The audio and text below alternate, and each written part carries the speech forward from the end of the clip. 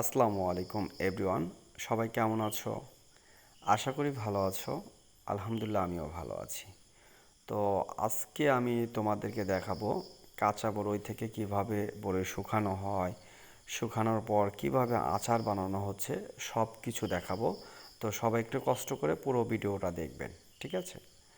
তো আমি কিন্তু কাঁচা বরই থেকে মানে পাকা বরই তো করছি, ছাদে শুকাইতে দিয়েছি। শুকানোর পর বরইগুলো কিছুটা শুকাইছে যখন, আর কিছুটা শুকায় গেছে আর কি। তখন আমি বরইগুলো একটু আলাদা করতেছি, যেগুলো শুকায় গেছে ওইগুলো একটু আলাদা করতেছি, ঠিক আছে? কারণ আচার বানানোর জন্য অবশ্যই তোমাকে একটু বরই শুকায় নিতে হবে, ঠিক আছে? তাহলে আচারটা বেস্ট হবে এবং ভালো হবে। আর যদি তুমি সারা বছর রাখতে চাও, মানে করে বয়মে করে সারা বছর খেতে চাও, তাহলে অনেক বেশি শুকাইতে হবে, ঠিক আছে? এরকম কাঁচা থাকলেও চলবে আচার বানানোর জন্য। আর ই বয়মে রাখতে চাইলে বা সারা বছর খাইতে চাইলে একটু বেশি করে শুকাইতে হবে এরকমভাবে, ঠিক আছে? তো তোমরা সবাই ভিডিওটা দেখতে দেখতে থাকো। আমি তোমাদের একটু অ্যাডভাইস দিচ্ছি যে যারা আমার চ্যানেলটি এখনও সাবস্ক্রাইব করো নাই বা ফলো দাও নাই, একটু সাপোর্ট করে দিও, ঠিক আছে? তো এভাবে শুকানোর পর আরও অন্য অন্য প্রসেসিং আছে। আর বড়ির আচারে কী কী মেডিসিন লাগে যদিও আজকে দেখাতে পারতেছি না, কারণ ওটার ভিডিও আসলে করা হয়নি আজকে, ঠিক আছে? তো আমি নেক্সট টাইম দেখাবো। আর যারা জানার দরকার তারা আমার ভিডিও কমেন্টে বলবা, আমি সব কিছু ডিটেলস বলে দিব, ঠিক আছে?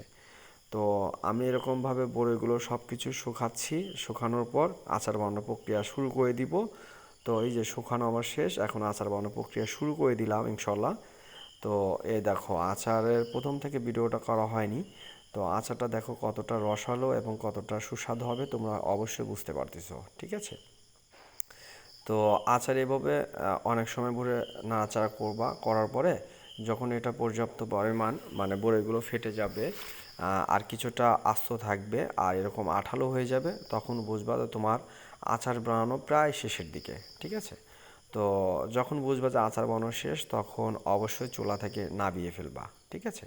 তো আমার এখনও শেষ হয়নি, এখনও নামাইতে পারতেছি না। দেখো কতটা আঠালো এবং কতটা রসালো হয়েছে, ঠিক আছে? আমার কাছে আলহামদুলিল্লাহ অনেক সুন্দর হয়েছে এবং অনেক টেস্টি হয়েছে। তো যাই হোক, আমার কিন্তু আচার বানানো শেষ, এখন প্যাকেটজাত শুরু করব, ঠিক আছে?